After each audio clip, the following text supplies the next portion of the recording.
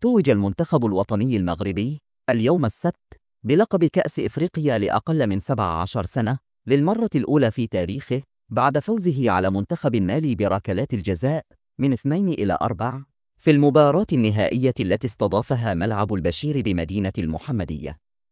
وكانت مباراة المنتخب الوطني المغربي أمام خصمه المالي قد انتهت في وقتها الأصلي بالتعادل السلبي، ليتم اللجوء إلى ركلات الجزاء التي تألق فيها الحارس الشاب بلعروش الذي صد ركلة جزاء.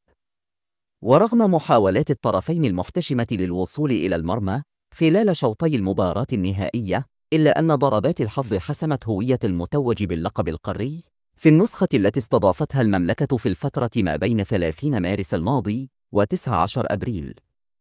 ولبت الجماهير المغربية النداء بحضور هام بمدرجات ملعب البشير لدعم منتخب أقل من 17 الذي ضمن سابقاً بطاقة العبور إلى مونديال 2025 الخاص بهذه الفئة، والذي ستستضيفه قطر بصيغة موسعة تضم 48 منتخباً لأول مرة في تاريخ البطولة العالمية.